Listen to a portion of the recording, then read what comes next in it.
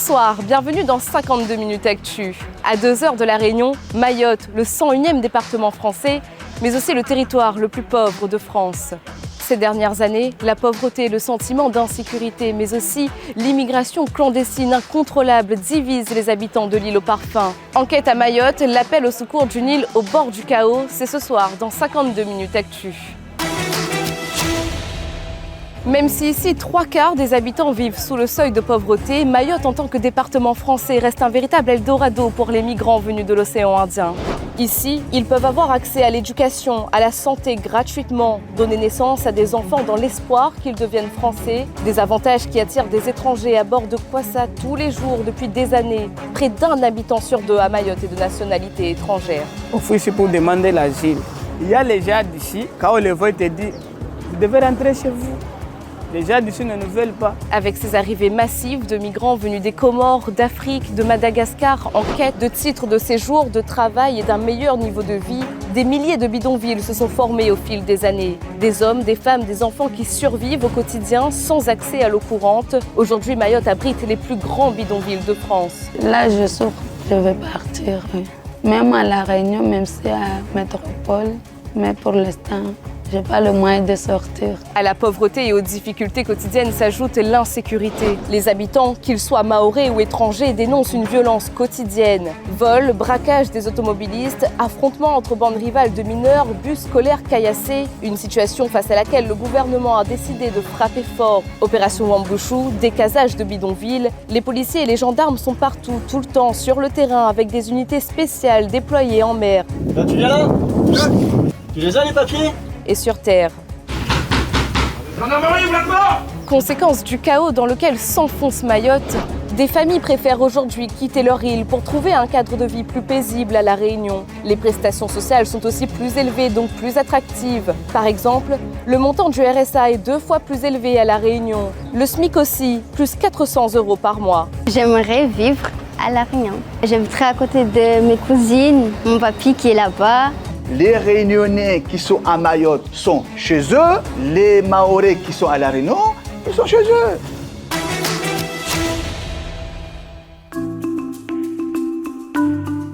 Au cœur d'un des plus beaux lagons du monde, Mayotte, devenu département français il y a 13 ans. Pourtant, dans les rues, rien de semblable à celle de La Réunion ou d'autres régions métropolitaines. Ici, 77% de la population vit sous le seuil de pauvreté. Une précarité réelle, visible, dans tous les quartiers que nous avons traversés avec notre équipe. Malgré tout, Mayotte attire, car malgré cette misère, l'île fait figure de territoire riche face à ses pays voisins comme les Comores, Anjouan, Madagascar et le continent africain. Conséquence, ce sont chaque jour des dizaines et des dizaines d'étrangers qui espèrent obtenir un titre de séjour sur le sol mahorais pour ne pas vivre dans la clandestinité. Devant la préfecture de Mamoudzou, comme chaque matin, des files d'attente interminables se créent. Certains y ont passé la nuit pour ne pas rater leur rendez-vous. C'est le cas de cet homme venu du Rwanda. Nous sommes venus voir si il y a nos cartes de séjour, mais malheureusement, il n'y en a pas. Moi, j'ai quitté ma pays en tant que réfugié. Tu sais, dans notre pays, il y a tellement de problèmes. J'ai ma famille en Afrique. Ah, je viens des Comores. Alors, je suis venue récupérer mon titre de séjour. J'ai dû prendre une journée de congé à mon travail pour venir récupérer parce que ça prend trop de temps. Là, c'est vraiment pénible. Ce titre de séjour territorialisé n'existe nulle part ailleurs en France, car il interdit les personnes qui l'ont de quitter Mayotte pour un autre territoire français comme La Réunion. Une exception mahoraise que dénoncent de nombreux habitants. Ils estiment que ce titre de séjour ne fait que concentrer les taux migratoires sur un seul territoire. Chaque mois, près d'1 millier de titres de séjour sont accordés par la préfecture. Selon l'INSEE, aujourd'hui à Mayotte, 1 habitant sur 2 est de nationalité étrangère. Et la majorité de ces étrangers se trouvent en situation irrégulière. Sans papier, ils essaient de travailler, de survivre comme ils peuvent. 7 €, il y a boubou 20 €, 10 € et 15 €. Sous ces chapiteaux, des centaines de personnes venues des îles voisines tentent depuis 5 h du matin jusque tard le soir d'obtenir quelques euros en vendant leurs articles.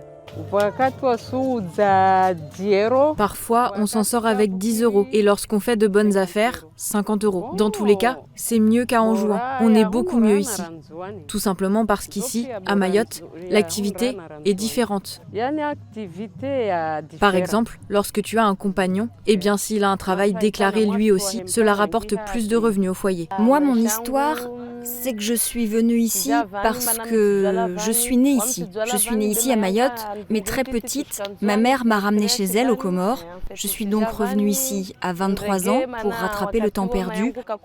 Parce qu'aux Comores, à 13 ans, j'ai accouché d'un enfant, mais c'est l'État comorien qui s'en occupait. Je suis donc restée là-bas un long moment, mais à 18 ans, la vie devenait de plus en plus compliquée. J'ai commencé à envisager le départ pour Mayotte à 23 ans. J'ai donc dit à ma mère que je quitte le pays pour aller chercher une meilleure situation. C'est très grave, parce qu'il y a des années en arrière, il n'y avait pas autant de problèmes. On pouvait se rendre où on veut, à n'importe quel moment, mais là c'est très compliqué. Sans papier, le père de famille ne peut pas travailler et subvenir aux besoins de ses enfants. Le gamin, lui, à la maison meurt de faim. Forcément, ça crée des tensions. Parce que si un des parents au moins pouvait travailler, la famille aurait de quoi survivre, mais sans papier, ils ne peuvent pas. Les forces de l'ordre, la PAF, quand ils font leur contrôle d'identité, au lieu de renvoyer chez eux ceux qui commettent des crimes, ils préfèrent s'en prendre aux gens honnêtes, qui ne veulent qu'une chose, nourrir leur famille. Ceux-là, on les renvoie très rapidement chez eux, aux Comores. La plupart des vendeurs installés dans ce marché vivent dans la peur d'être expulsés, renvoyés vers leur pays d'origine, loin de leurs enfants qui pour beaucoup ont obtenu la nationalité française grâce au droit du sol. C'est ici à Mamoudzou que se trouve la plus grande maternité d'Europe, un service sous tension avec plus de 10 000 naissances par an. Beaucoup de femmes des territoires voisins viennent accoucher ici dans l'espoir de donner la nationalité française à leur nouveau-né. Mettre au monde des enfants français grâce au droit du sol, pour leur offrir une vie meilleure, c'est ce que viennent en effet chercher beaucoup de futures mamans à la maternité de Mamoudzou. Quand on est ici, on attend jusqu'à 16h, 17h, après on part. Du coup, c'est la galère, quoi, parce qu'il n'y a pas beaucoup de sages-femmes. Il y a beaucoup de femmes qui viennent de l'extérieur pour venir ici accoucher, pour avoir des papiers aussi. Ils veulent faire leur vie, du coup, moi, ça ne me dérange pas. C'est pour le bien de leurs petits. En 2022, sur 10 000 nouveau-nés à Mayotte, 8 000 avaient une mère étrangère. À noter que pour devenir français, un enfant né à Mayotte ne doit pas remplir exactement les mêmes conditions qu'un enfant né ailleurs, en France. À Mayotte, des spécificités rendent plus difficile l'accès à la nationalité française. Dans le premier cas de figure, et comme partout dans le monde, un enfant né à Mayotte bénéficie du droit du sang, devenir automatiquement français, si l'un de ses parents est français. Pour le droit du sol, plusieurs cas sont possibles. Si les deux parents sont apatrides, alors l'enfant né à Mayotte ou ailleurs sur le territoire devient français automatiquement. Idem, si l'un des deux parents est né en France, au nom du principe de double droit du sol. Enfin, et c'est le cas le plus complexe, si ces deux parents sont étrangers nés à l'étranger, l'enfant peut dans le meilleur des cas prétendre à la nationalité à partir de 13 ans et à plusieurs conditions. Être né sur le territoire français, c'est le cas de Mayotte, et y avoir résidé au moins 5 ans. À Mayotte, depuis 2018, une autre condition s'ajoute. Prouver qu'un de ses parents séjournait de façon régulière sur le territoire 3 mois au moins avant la naissance de l'enfant. Le gouvernement envisage pourtant de durcir encore l'accès à la nationalité. Parmi les scénarios évoqués, étendre l'obligation de séjour à Mayotte aux deux parents et allonger sa durée, 1 an, au lieu de 3 mois. Deuxième hypothèse, supprimer purement et simplement le droit du sol à Mayotte.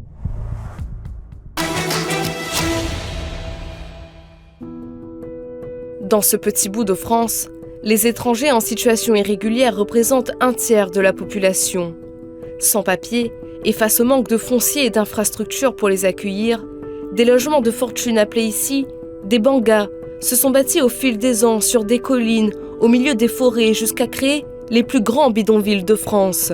Ils sont des milliers à y vivre, comme Rachma, 32 ans et mère de 4 enfants. Ici, c'est mon salon manger. Là, c'est la chambre de mes enfants. C'est la cuisine. C'est ma chambre pour moi. Il y a beaucoup de séries que moi je l'aime. Le journal, les infos, les séries, tout. C'est là-bas, c'est la cuisine pour préparer à manger. Il y a de mabawa, de manioc, de frites, un peu de viande, de steak. steak.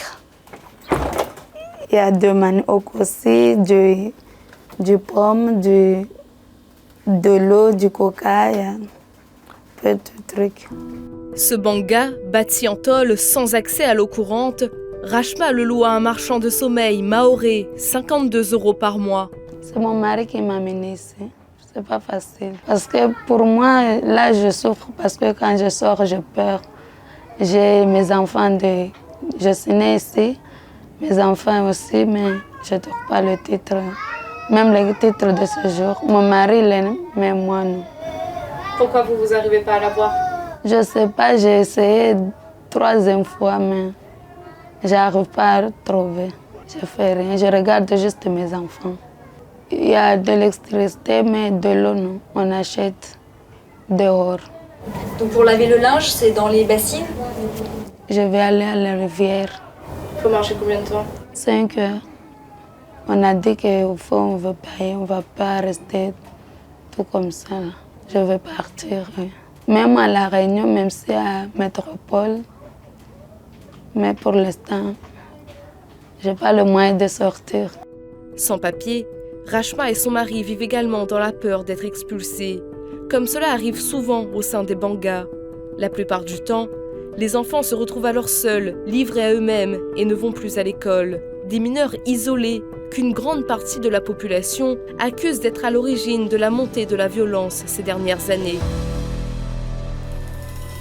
En effet, des jeunes parfois âgés de 12 ans à peine, issus de bandes rivales, font régulièrement la une de l'actualité mahoraise. Armés de machettes, de barres de fer, de cailloux, ils s'attaquent aux automobilistes, aux entreprises ou encore aux autres jeunes à la sortie de l'école, comme nous pouvons le voir sur cette vidéo que nous partage un habitant. L'ultra-violence est aujourd'hui le quotidien dans l'île aux parfums, provoquant ainsi le ras-le-bol général de la population, qu'elle soit mahoraise ou étrangère. On n'est pas tranquille en fait. Quand on est au boulot, on n'est pas tranquille, on se demande qu'est-ce qui va se passer, est-ce que ça ira. On ne se sent pas en sécurité ici parce qu'il y a beaucoup de voyous. Je viens de Grande Comore. Après, je vis ici avec la peur. Mais à ma part, je souhaitais bien aller à La Réunion ou à Métropole. J'ai entendu les gens dire que là-bas, la vie est mieux qu'ici. Le matin, quand on se réveille pour se rendre au boulot, on craint sa vie. On ne pense pas y retourner et c'est notre quotidien.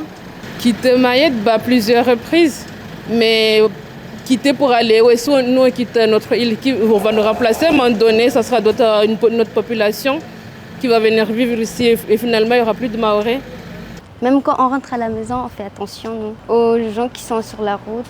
Parfois, ils ouvrent les sacs pour nous voler des stylos, même parfois pour les téléphones. J'aimerais vivre à La Réunion. Je me dis, j'aurai des amis, j'habiterai à côté de mes cousines, mon papy qui est là-bas. Chaque fois, on est en appel, chaque soir, on me dit, faut venir, on t'attend. Je dis, oui, j'arrive. Les bagarres entre les jeunes, les agressions, les caillassages, c'est vraiment la tristesse, la douleur. On a tellement peur de sortir. Devant cette escalade de la violence, des collectifs citoyens, les forces vives, se sont formés. Ils accusent les étrangers d'être à l'origine de la majorité des actes de délinquance. Safina Soula est la fondatrice de ce mouvement. Elle pointe également du doigt l'inaction du gouvernement et le manque de collaboration avec les élus de La Réunion. On en veut à tout le monde. Nous, Mahorais, on en veut aux élus, on en veut à l'État, on en veut aussi à certains Mahorais qui ont contribué à cette situation. C'est quoi la situation actuelle? C'est le fait que nous ne sommes plus chez nous, nous sommes minoritaires, nous ne vivons plus normalement en fait. Et en même temps, quand on regarde autour de nous, nous avons nos mamans, nous avons les anciens qui sont encore là. On sait qu'ils sont vers la fin de leur vie et en même temps, j'ai des larmes aux yeux. Je prends le cas de ma mère par exemple. Chaque fois que je vais chez elle, elle est contente de me voir parce qu'elle me dit « Est-ce que vous allez réussir ce combat-là? Est-ce que vous n'allez pas abandonner au milieu du chemin? Est-ce qu'on ne va pas vous tuer? Est-ce qu'on ne va pas vous assassiner? Est-ce que vous allez aller jusqu'au bout ?» On se sent envahi, on se sent trahi. On a l'impression effectivement que nous ne comptons pas grand-chose pour la France. On lutte en permanence. On lutte pour que nos enfants puissent aller à l'école normalement, pour pouvoir nous soigner dignement dans nos hôpitaux ici à Mayotte. On lutte 10 fois plus que tous les Français du monde en fait. Ce qui va se passer, ce qui se passe là actuellement, toutes ces personnes qui sont arrivées depuis quelques années ici à Mayotte ont eu le temps d'avoir des enfants. Les enfants en question sont nés ici, mais ce ne sont pas des enfants mahorais. Il faut qu'on se le dise. Ce sont des enfants de parents comoriens, anjouanais, grands comoriens ou moëliens. Donc, une fois qu'ils sont nés ici, l'État les régularise. Puisque l'État considère que ce sont des enfants qui sont ici, il faut les donner des papiers. Ces fameux séjours territorialisés. Tout ce beau monde-là vont aller à La Réunion, parce qu'ici, il n'y a pas de situation. C'est pour ça qu'il faut qu'on s'arrange, il faut qu'on discute entre Français de l'océan Indien. Nous sommes les deux seules îles de la France de l'océan Indien. On voit comment l'île Maurice et le Seychelles travaillent ensemble. Pourquoi ne pas les deux îles ne travailleront pas ensemble? Comme Safina Soula, Salifa Zakou appelle elle aussi la population mahoraise à se battre pour ce qu'ils estiment être leur territoire. Mon grand-père est de Mayotte, ma grand-mère est de Mayotte, ceux qui ont mis au monde mon père et ma mère sont de Mayotte. Moi aujourd'hui, j'espère un avenir meilleur. Depuis toutes ces années, je n'ai jamais vu une telle situation à Mayotte. J'ai peur pour mes enfants. On se battra, on se lèvera pour un meilleur avenir pour nos enfants demain. Alors moi, aujourd'hui, je le dis et je le redis, pour les Mahorais qui nous écoutent de la métropole, de la Réunion, je vous en supplie, vous qui êtes là-bas, revenez sur l'île. Revenez chez vous, car aujourd'hui, Mayotte est foutue. Je vous en supplie, revenez, parce que vous êtes en train de louer vos maisons, et cela nous amène des problèmes ici à Mayotte. Parce que vous louez ça à des étrangers, avant c'était aux Anjouanais et Grands Comoriens, aujourd'hui on fait face à une arrivée massive d'Africains.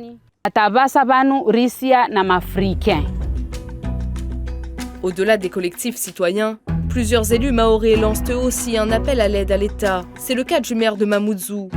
Sa commune, le chef-lieu, est aujourd'hui recouverte à 13% de bidonvilles géants. La moyenne, c'est entre 4 et 6 barques par jour, avec en moyenne de 30 personnes à l'intérieur. Quand vous faites arriver par Kwassa-Kwassa, qu'on appelle les Kwassa-Kwassa scolaires, on met que des jeunes dans des barques entre juillet et août pour être scolarisés ici.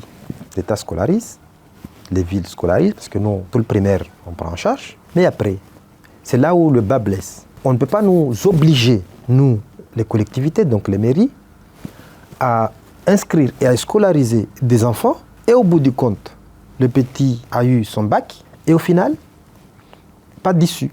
Parce qu'on considère qu'il n'a pas de papier, donc il ne peut pas poursuivre, il ne peut pas travailler, on ne peut pas le former. Donc on a un bon paquet, si je peux m'exprimer ainsi, de jeunes qui sont dans cette situation où on les appelle ici vulgairement les nini, ni expulsables, ni régularisables. Et les conséquences, c'est ce que nous voyons tous les jours. Ils sont happés par d'autres voyous parce qu'ils n'ont pas de perspective. Le territoire de Mayotte, les Mahorais de manière globale, nous ne sommes pas habitués à ce genre de violence. Ici, on avait des jeunes qui se faisaient découper et déposer sur la place publique. En France, à Mayotte, à Mamoudzou. Ça, ce n'était pas acceptable. Quand tous les jours, des honnêtes gens, vous, moi, d'autres, on prend nos véhicules pour aller travailler, on se fait attaquer, dépouiller, violenter. Quand vous êtes tranquillement chez vous, avec votre famille, des voyous viennent avec des machettes vous attaquer. Ça, c'est du terrorisme organisé. Donc, il fallait à tout prix que l'État agisse. Et j'espère que le gouvernement a entendu le cri d'alarme des Mahoraises et Mahorais à travers leurs élus. Vous savez, Mayotte, c'est un territoire qui vit avec la moitié de ce que les autres ont en termes de bénéfices, des retombées du territoire. Ce n'est pas pour rien que les Mahorais viennent à La Réunion, vous savez ça. Mais nous sommes résidents chez nous. D'autres ont fait le choix de rester ici comme moi, parce que c'est chez nous. Mais on demande une seule chose à la République, de vivre en paix chez nous. Quand il y a eu 40 jours de mouvement, de blocage, les gens ne réclamaient pas le RSA comme ce que nous avons à La Réunion et à Paris. Ne réclamaient pas qu'on ait la même retraite comme on a à La Réunion et à Paris. Ils ne réclamaient pas tout ça. Juste pouvoir vivre heureux chez soi. Est-ce que ça, c'est trop demandé à la République? Je ne pense pas. Retrouver la sécurité à Mayotte, stopper l'immigration incontrôlée. Il y a quelques mois, pour mettre fin à cette situation de chaos dans l'île aux parfums, le gouvernement a décidé de passer à l'acte et de frapper fort.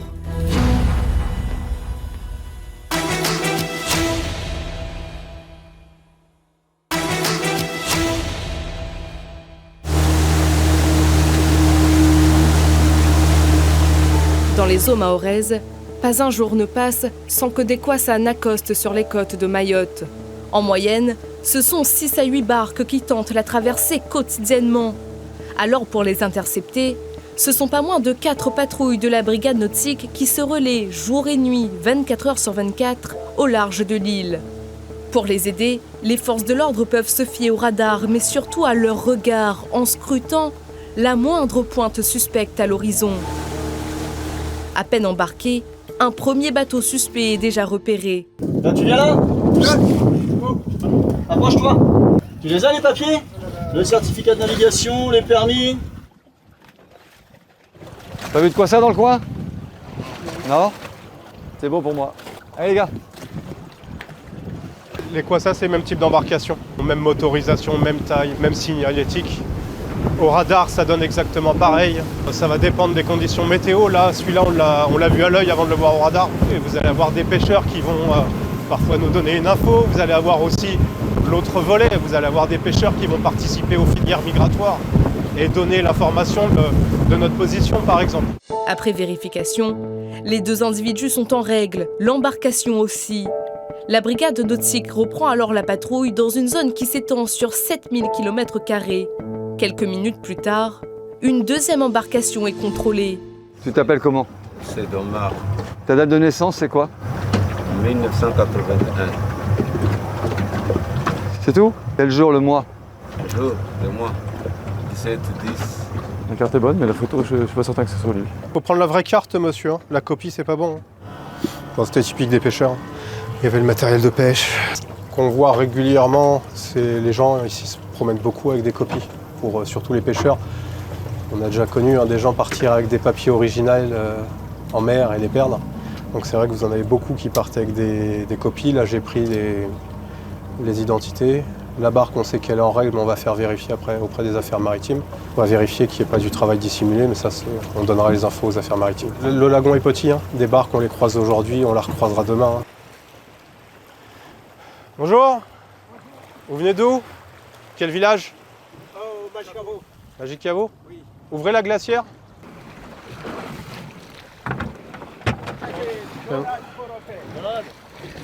Ah, belle coryphène.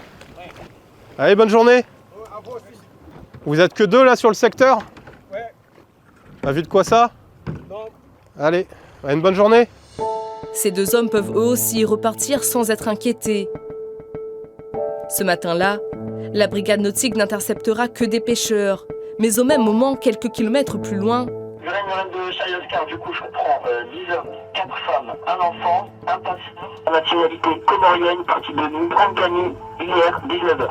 Un kwassa est bel et bien intercepté, mais par une autre équipe de la police aux frontières. À son bord, 16 individus, dont un passeur qui sera interpellé, placé en garde à vue, avant d'être déféré au tribunal. À Mayotte, 4 passeurs sur 5 finissent par être écroués.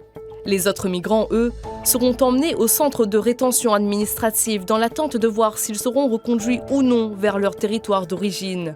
Dans ces eaux territoriales de l'océan Indien, c'est un véritable jeu du chat et de la souris qui s'opère tous les jours face à des filières de migration clandestine extrêmement bien organisées. Il y a des nuits, on va en faire 4, 5, 6, et il y a des nuits où on va en faire aucun. Ça va être lié à la météo, aux fêtes religieuses, aux vacances.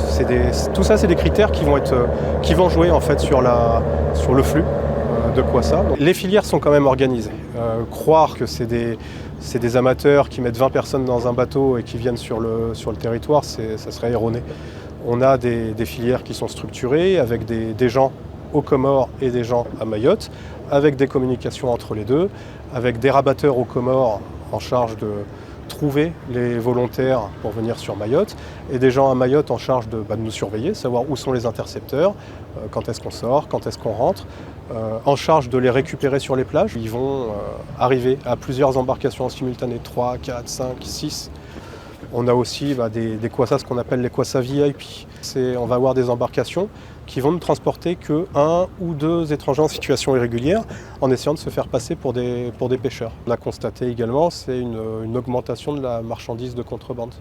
On a eu beaucoup plus de cigarettes sur les 2 dernières années. On va avoir des médicaments qui ne sont pas agréés sur le territoire national, des crèmes blanchissantes pour blanchir la peau, des médicaments qui sont détournés de leur usage principal pour utiliser les effets secondaires.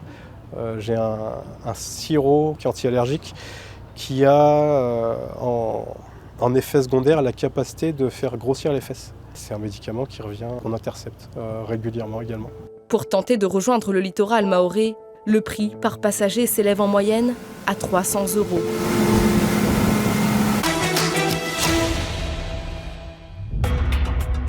Dans l'île, cette lutte acharnée contre l'immigration clandestine s'opère aussi bien en mer que sur terre. Bon, je reviens rapidement sur l'opération du jour. Le but recherché est de bloquer le centre-ville, éviter les fuites pour pouvoir permettre un maximum de contrôle. Je réitère ce qui a été dit la semaine dernière, on est dans un environnement où vous allez avoir face à vous des gens en situation régulière et irrégulière, des gens qui vivent dans la misère. Ne cherchez surtout pas le conflit. Après un briefing rapide, 83 hommes d'une unité spéciale de la gendarmerie s'apprêtent à être déployés. Une intervention qui s'inscrit dans le cadre de l'opération Brennus. Des opérations de grande envergure qui se déroulent en pleine ville, sous les yeux de la population. Objectif, arrêter en un minimum de temps un maximum d'individus en situation irrégulière. Arrivés sur place, les forces de l'ordre quadrillent la ville, en quelques minutes seulement. Les contrôles d'identité s'enchaînent simultanément, les arrestations également, comme celle de cet homme en t-shirt mauve. Est-ce que tu as des papiers sur toi ou pas? Est-ce que tu as déjà été reconduit à la frontière? Madza Ukaou Vaïd Ziwa? Oui? Ok. Donc là, c'est les personnes qui ont été arrêtées parce qu'ils n'étaient pas en mesure de présenter soit un titre de séjour, soit une pièce d'identité. Dans le même temps, un autre individu est arrêté et menotté. Il fait partie des personnes recherchées. L'individu est fouillé, accusé d'avoir participé à de graves troubles à l'ordre public. Pendant ces interventions délicates, dangereuses, les hommes de la gendarmerie et leurs véhicules sont régulièrement visés. On reçoit de nombreux projectiles, tout ce qui est pavés, rochers, grosses caillasses.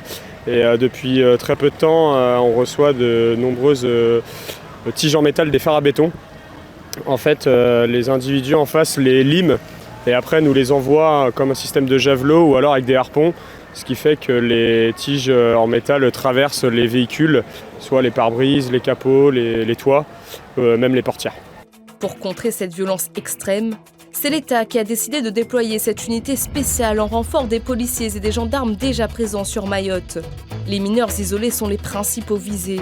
Vous avez des gens qui sont jeunes, qui n'ont plus de parents, donc pas de structure sociale, et qui vivent de larcin. Soit ils sont nourris par les Mahorais qui sont présents autour d'eux, soit ils font des vols, coupeurs de route, ils font des agressions avec armes, vol à l'arraché, ce que l'on peut rencontrer un peu partout. À l'issue de cette opération Brennus, 5 personnes, dont 4 sans papier, et le 5e recherché pour des actes de violence ont été arrêtés et placés entre les mains de la justice.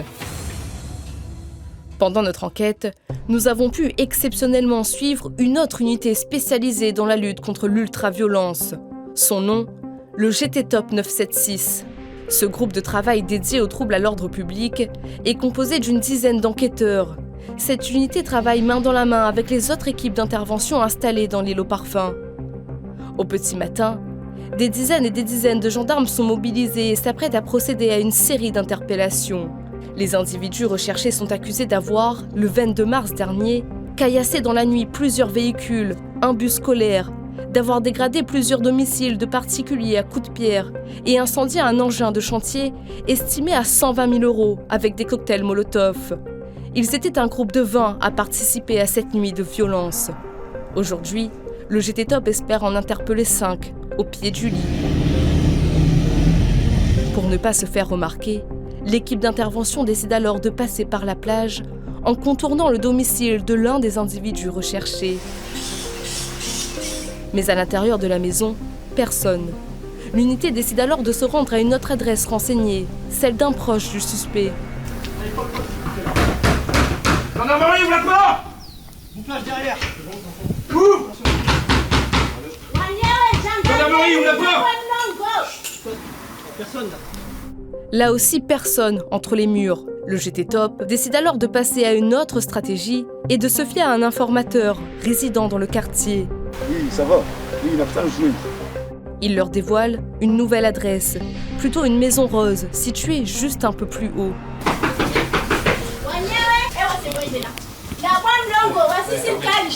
Il est dedans normalement. Attendez, je peux le sortir. Viens, ouvre la porte là. Venez monsieur. Calmement, on le note. Target interpellé. On continue de fouiller la maison. La target reste avec nous sur la terrasse. Ça y est, l'individu finit par être interpellé et menotté. Sans tarder, les gendarmes procèdent à la perquisition du domicile. Il y a un étage aussi, donc fouille pour nous du rez-de-chaussée là où il était. Quand soudain... Hey, vous êtes qui vous? Sortez! Dépêchez-vous! Pourquoi vous vous cachez? Une femme est retrouvée cachée sous le lit. C'est quoi ton nom? Assieds-toi là. Tu la connais, c'est qui par rapport à toi? On n'est pas un membre de ma famille, elle habite en bas là. Qu'est-ce qu'elle fait là? Mais je sais pas, je savais même pas qu'elle était là. C'est un papier? Non. Ok, donc quand elle a vu la gendarmerie arriver là au niveau de là, elle a couru, elle s'est mise sous le lit parce qu'elle n'a pas de papier. Pour le GT Top, l'opération du jour est un véritable succès. Les 4 fauteurs de troubles recherchés ont tous été interpellés avec en plus cette femme en situation irrégulière. Pour tous, direction la garde à vue où nous avons pu infiltrer nos caméras. Là où tu dormais, c'est ta chambre, c'est ça? Et tu es chez ta grand-mère? Toi, t'es tombé en métropole pendant cette période-là de janvier à décembre. On travaille. La difficulté qu'on a, nous, policièrement et judiciairement, c'est que pour punir ces gens-là, c'est très compliqué. Ils sont jeunes, voilà, 12 ans, 13 ans, 14 ans, 15 ans. Qu'est-ce qu'on en fait? Il y a des structures qui sont mises en place, ils voient des éducateurs très souvent. Bon, ça n'a pas toujours le résultat escompté, on ne peut pas les mettre en prison. Alors, il n'y a pas de prison pour les mineurs à Mayotte, mais néanmoins, il y a des mineurs qui sont en prison, mais pour des faits beaucoup plus graves. Pendant 48 heures, ces jeunes subiront un interrogatoire et dormiront le soir même en cellule. 3 finiront par être libérés après leur comparution immédiate. Les 2 autres seront écroués et mis en examen.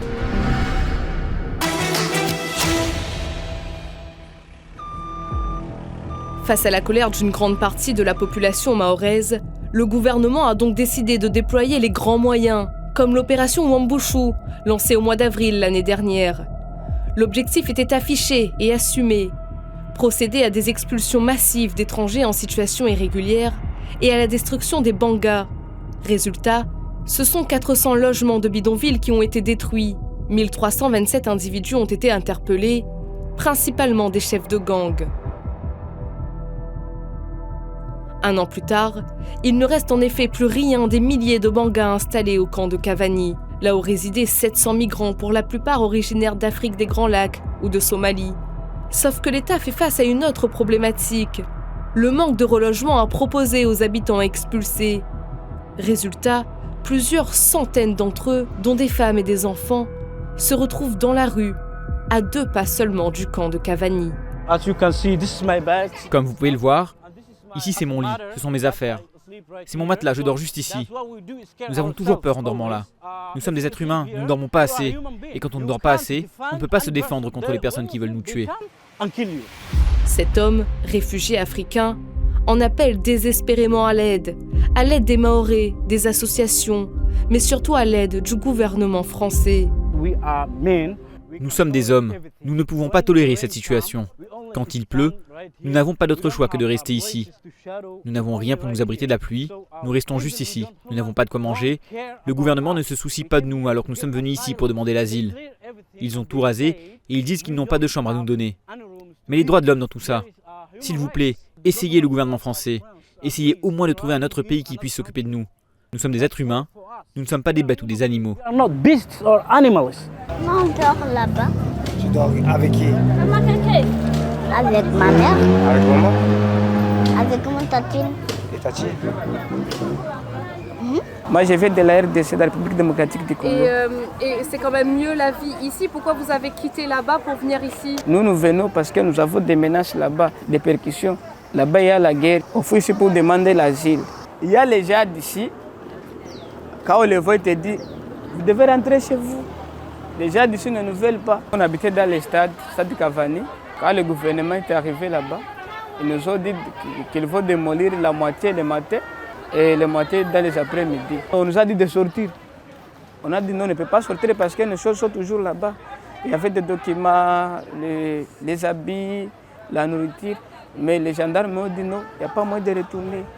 On a tout perdu là-bas. On a vu les tracteurs en train de démolir nos maisons. Du coup, on est sorti. On n'avait pas l'endroit où aller. On est venu juste ici. Des Maoris, quelquefois, ils nous amènent à manger quelquefois. Mais de part du gouvernement, on a demandé, parce qu'ils nous ont promis qu'il faut nous appeler. Mais depuis les jours-là, personne ne nous appelle. Quand on demande, on nous dit qu'il n'y a pas d'hébergement. Certains migrants expulsés des différents bidonvilles ont eu la chance de sortir de la rue en accédant à un nouvel hébergement. Mais ici, la vie n'est pas rose pour autant. 1 an après le décasage du camp de Majicavo, des dizaines de familles nombreuses ont été relogées ici, dans des conteneurs aménagés, protégés par des fils barbelés. La famille que nous avons rencontrée vit à 7 dans un 2 pièces, séparés par un rideau. Ici, par exemple, tout le monde se partage les sanitaires, une cuisine de fortune. Il y a même un seul congélateur pour tous. Maintenant, ici, on est comme à prison, quoi. Les rien, là. Tu vois, quand il y a beaucoup de soleil, il est beaucoup, on souffre là-dedans. Ah oui, la chaleur. La chaleur. La situation, il est dure à Mayotte. Je vais travailler, mais je ne trouve pas de travail. Tout le monde on fâche. Moi aussi, je fâche. Il y a des fascistes à Mayotte. Les pays n'ont pas d'étrangers, ne marchent pas. Moi, je veux la paix, quoi. Je fais la paix. Même à La Réunion, il y a beaucoup d'étrangers. Même à la métropole, juste la paix. Ici, nous avons fait plein de promesses, notamment parce que comme on vit dans des conteneurs avec la chaleur, tout ça, ils avaient promis de mettre de la clim. Jusqu'à maintenant, on n'a toujours pas de clim. Ils avaient aussi promis concernant la machine à laver. Donc jusqu'à maintenant, on n'a toujours rien vu. Et sans oublier aussi qu'ici, on a pas mal d'enfants qui vont à l'école, surtout ceux qui sont au collège ou au lycée. Ils avaient promis de mettre une connexion à la Wi-Fi, une borne Wi-Fi. Mais jusqu'à maintenant, on n'a toujours pas ça. C'est dur pour nous, surtout nous en tant qu'étudiants, mais aussi pour nos parents, qui en soi, ils ont promis d'aider pour ceux qui sont en situation difficile, pour les titres de séjour, tout ça, et jusqu'à maintenant. Aujourd'hui, les migrants expulsés des Bangas attendent plus que des promesses. Quelques mains tendues, car tous nourrissent le même espoir, celui de parvenir à vivre dignement.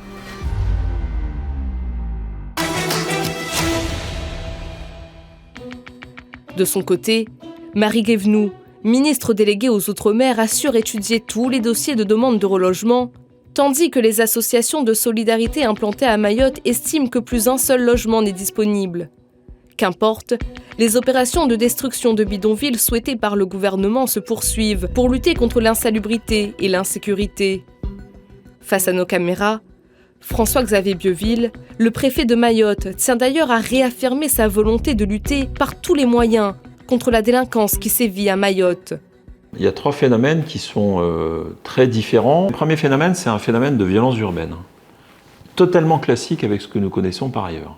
À La Réunion, en France hexagonale, c'est souvent une violence urbaine du fait de jeunes scolarisés, qui pour des questions de territoire, des questions de bandes, se mettent à exercer un certain nombre de conflits. Deuxième phénomène, c'est un phénomène qui est plutôt issu des Bangas, donc plutôt de personnes en situation irrégulière, qui pour des raisons territoriales ou des raisons vivrières d'ailleurs, vont commettre des exactions pour braquer, pour racketter, pour bloquer une route, pour caillasser, voilà. Et puis le troisième phénomène, c'est un phénomène plutôt criminel, avec des vraies bandes organisées, le trafic de stupéfiants, le trafic d'êtres humains à travers justement les réseaux d'immigration irrégulière. Voilà, ces trois phénomènes-là, ce sont trois phénomènes très différents. C'est la principale insécurité que nous connaissons ici à Mayotte. Est-ce qu'on peut dire que Mayotte est devenu un territoire de non-droit et que les autorités, elles aussi, ne maîtrisent plus tous ces actes de délinquance? Vous êtes en train de poser la question à celui qui est responsable de la sécurité à Mayotte.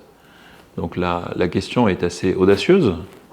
Moi, je pense que nous avons et nous allons progresser en matière de sécurité. Depuis que je suis arrivé, pas loin de 80 interpellations, plusieurs personnes incarcérées, un arrêté machette qui permet de saisir des machettes quand elles ne sont pas justifiées par un usage agricole ou domestique, une procédure en chien dangereux qui permet de neutraliser des chiens lorsqu'ils sont utilisés comme armes par destination.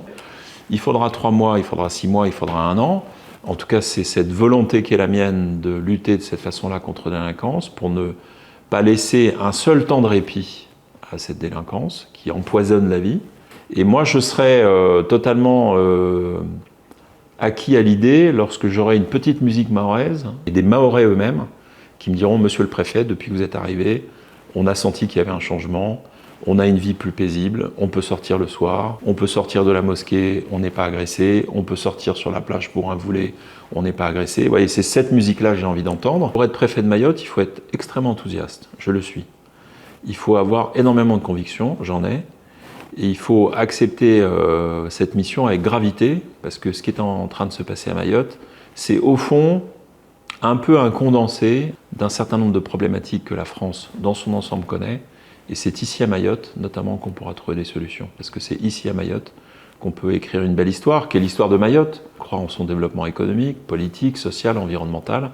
Il y a tellement de belles choses ici à faire qu'il ne faut pas y aller sans enthousiasme et sans conviction, et c'est mon cas. Pendant la réalisation de notre enquête à Mayotte, nous avons constaté que contrairement au préfet, beaucoup d'habitants ont arrêté d'y croire.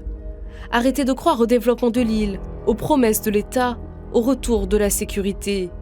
Qu'ils soient nés à Mayotte ou arrivés en Kwassa de façon illégale, beaucoup de personnes rencontrées, interrogées, nous ont confié leur volonté d'aller trouver le bonheur ailleurs, notamment à La Réunion. 2 îles voisines, françaises, mais qui offrent des conditions de vie complètement différentes. À La Réunion, le SMIC, par exemple, est de 1 766 € par mois, contre 1 319 € dans l'île au parfum, soit près de 400 € de différence. Le montant des allocations change aussi, comme le RSA fixé à 673 € pour une personne seule à La Réunion, contre 267 € à Mayotte. Ce sont là encore près de 400 € d'écart.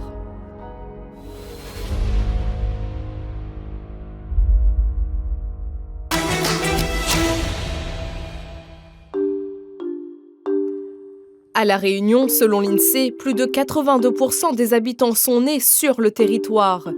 L'île est composée de 11% de natifs de l'Hexagone et de 4,5% de natifs de l'océan Indien, venus principalement de Madagascar. Les natifs de Mayotte et des Comores représentent 1,6% de la population à La Réunion. Pour les natifs de Mayotte, ça représente un peu plus de 10 000 personnes. 1%, 1,3%, ça ne parle pas forcément. On est quantitativement à un peu plus de 10 000 personnes qui sont nées à Mayotte, qui résident à La Réunion. Entre 1990 et 2018, il y a des territoires qui ont attiré un peu plus les populations en fonction de leur lieu de naissance. Typiquement, dans le sud-sud-ouest, entre Trois-Bassins et Petite-Île, on voit que la part de natifs de l'Hexagone a augmenté dans le temps. A contrario, de la Possession jusqu'à Saint-Benoît, on a une augmentation de la part des natifs de l'océan Indien. Nous prenons justement la direction de Saint-Benoît, une commune qui ces dernières semaines a régulièrement fait la une de l'actualité, après plusieurs épisodes de violence entre bandes et quartiers rivaux. De nombreux bénédictins sont excédés. Ils désignent comme responsables une partie des communautés mahoraises et comoriennes de l'île. Je n'ai plus en sécurité ici. Les gens, eux, ils volent, ils tapent. Je ne connais pas si c'est maoré ou comment. Enfin, ils n'aiment pas trop distinguer les deux en fait. C'est soit entre les deux. Il est horrible. Tous les soirs, ils rassemblent la zone dessous l'immeuble. Ils mettent de la musique jusqu'à tard. Ils cassent des trucs, ils bataillent, ils disputent. Il fait cuire la viande qu'elle a, il laisse toute la même, il ramasse pas rien. Que nous ici, c'est pas des Mahorais ou des Comores qui habitent ici. C'est d'autres cités qu'ils viennent là, ils squattent là, ils font autres bordel et après ça va. Mon enfant ne pas descendre jouer dans le fond. Tellement que il y a trop de bordel, Déjà, pas tous ils gagnent vivre. Il y en a 2-3, oui, il y en a 2-3 des super gentils, super sympas, machin, mais il y en a d'autres, non. C'est vrai, il y a des Maoris, oui. Mais le problème, c'est que les créoles aussi, du vois le Maoré fait, bien ici, il fait aussi pareil. Donc ça va dans la délinquance incroyable, quoi. Il y a des bons, il y a des mauvais. Il y a des Maoris qui comprennent, mais il y a des Maoris qui ne comprennent pas. Comme là, il peut sortir, soit ici. Ah non. C'est Benoît qui arrive. Regardez, vous êtes on va dire. Non, mais c'est vrai en plus. Face à cette situation, le maire de la commune, Patrice Elie, affirme vouloir agir. Vous dénoncez régulièrement des actes de violence urbaine et de délinquance ici à Saint-Benoît, des faits qui ont, pour reprendre vos mots, été commis par des membres de la communauté mahoraise et comorienne. Comment êtes-vous arrivé à cette conclusion ? Alors cette conclusion, elle vient simplement des faits qui ont pu être constatés par les habitants des quartiers concernés eux-mêmes. Ce sont les premiers témoins de ces épisodes de violence urbaine, des faits constatés et confirmés également par les forces de l'ordre qui interviennent régulièrement sur les quartiers concernés. Et donc c'est la raison pour laquelle j'ai considéré qu'à un moment donné, il fallait mettre des mots sur une situation qui existe de manière très objective. Pour ces mots, justement, certains vous ont accusé de stigmatisation, de racisme. Que leur répondez-vous ? Je n'ai simplement fait que des constats basés sur des faits objectifs. Il y a aujourd'hui au sein de la communauté mahoraise ou comorienne des individus, souvent mineurs, qui commettent des violences. On le constate encore aujourd'hui. Il n'y a pas lieu de stigmatiser qui que ce soit, mais simplement de mettre des mots face à une réalité. Moi, je considère qu'aujourd'hui, ce problème qu'on rencontre actuellement à La Réunion, il se présente sur plusieurs niveaux. Il y a d'abord ce qui se passe à Mayotte. Il faut davantage accompagner les élus mahorais quand ils demandent le soutien de l'État. Il faut un plan d'investissement massif de l'État pour un service public de qualité, plus efficace, avec la construction d'hôpitaux, la construction d'écoles, la construction de logements, la construction de prisons. Et ce n'est que de cette manière-là qu'on permettra de limiter la fuite finalement des Mahorais pour venir ici à La Réunion. Et il y a une autre finalement étape, c'est celle qu'on connaît ici à La Réunion une fois que la population mahoraise s'y installe finalement. C'est le problème d'une part d'adaptation, d'intégration, avec un mode de vie à la française ou à la réunionnaise qui n'est pas totalement assimilé. Et aussi une problématique qui concerne les enfants mineurs. Puisqu'on constate, et c'est un fait, que beaucoup de parents décident d'envoyer leurs enfants à La Réunion pour certainement fuir aussi la précarité, l'insécurité, mais que ces enfants, une fois arrivés ici, ils sont totalement livrés à eux-mêmes, totalement délaissés, hors de contrôle. Et c'est comme ça finalement qu'on en arrive à des phénomènes de violence urbaine commises par des enfants mineurs. Donc la problématique, le constat, il est là. Il faut encore une fois que tous les acteurs se mettent autour de la table et s'il le faut, il faut même envisager des évolutions législatives pour davantage de contrôle et même davantage de sanctions pour éviter que la situation ne se dégrade davantage.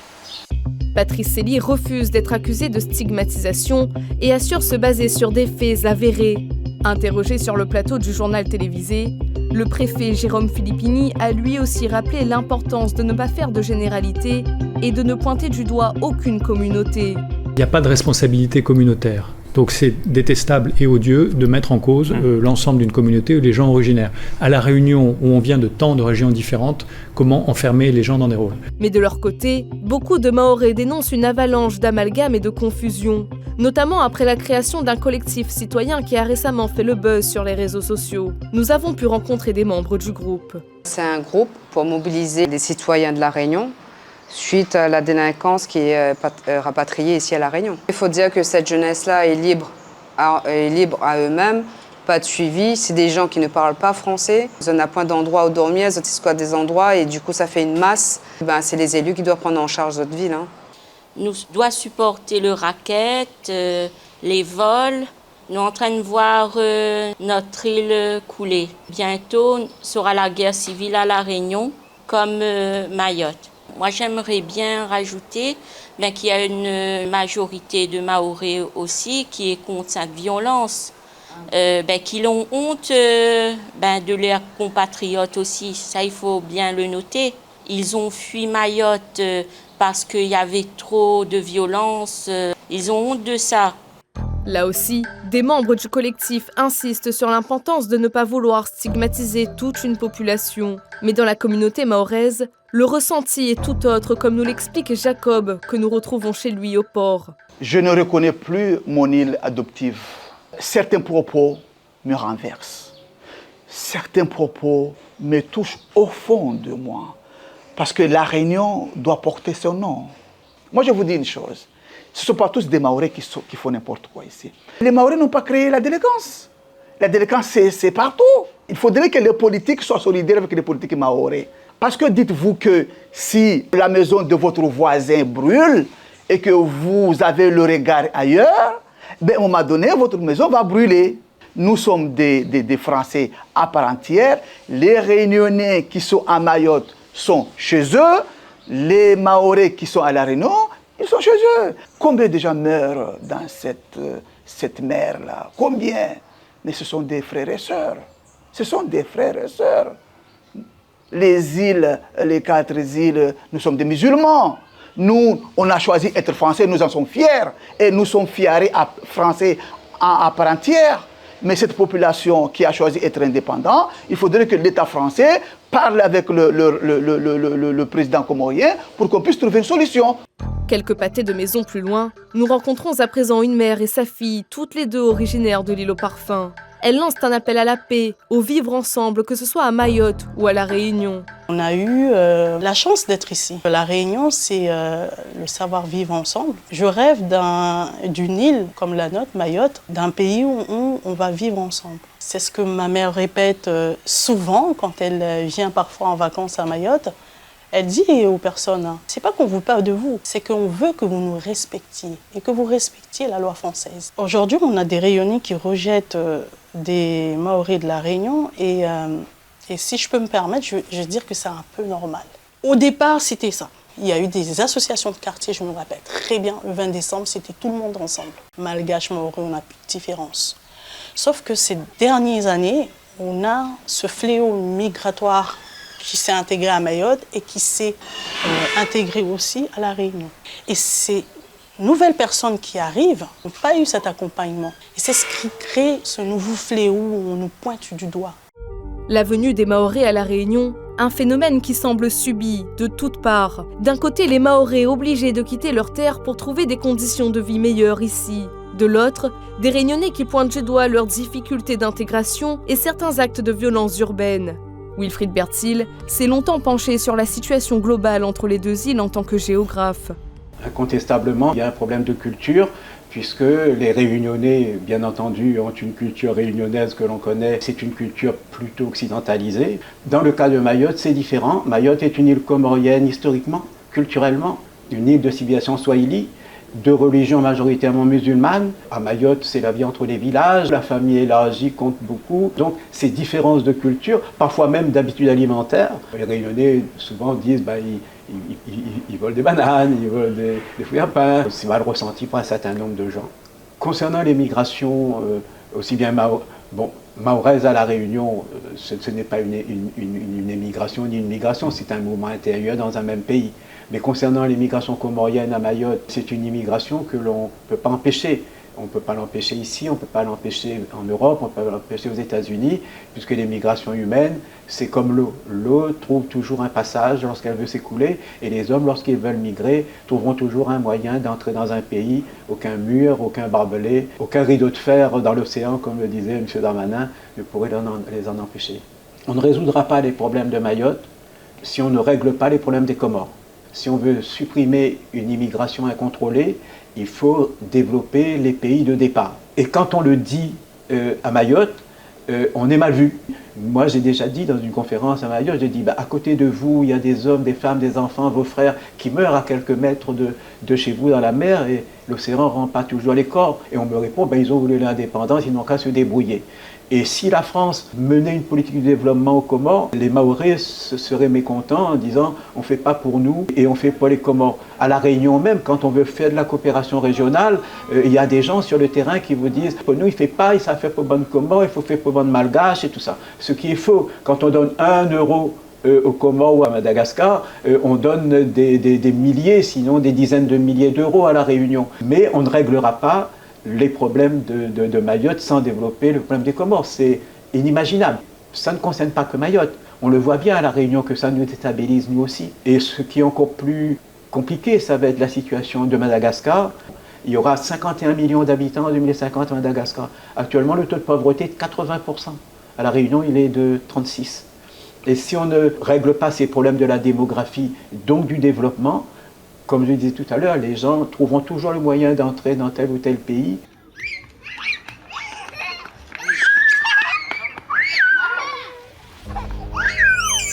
Chercher le bonheur et la paix sur un autre territoire que le sien, peu importe d'où l'on vient, peu importe où l'on va, une réalité mondiale. Selon l'ONU, le nombre de migrants internationaux dans le monde s'établit à 281 millions. C'est 3,6% de la population mondiale. Pour les habitants de Mayotte, la Réunion, dans l'océan Indien, fait donc figure de territoire d'exception.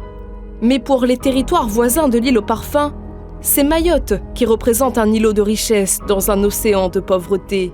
Mayotte, une île française où le vivre ensemble semble ébranlé, où la question migratoire constitue au quotidien un sujet sensible et explosif. Mayotte, une île française qui dénonce un abandon de l'État, une île française où même l'eau potable manque, une île devenue française en 1841 après avoir été vendue par un sultan local à un officier de marine français, une île qui a choisi de rester française lors du référendum de 1974, contrairement aux autres îles des Comores qui ont choisi l'indépendance.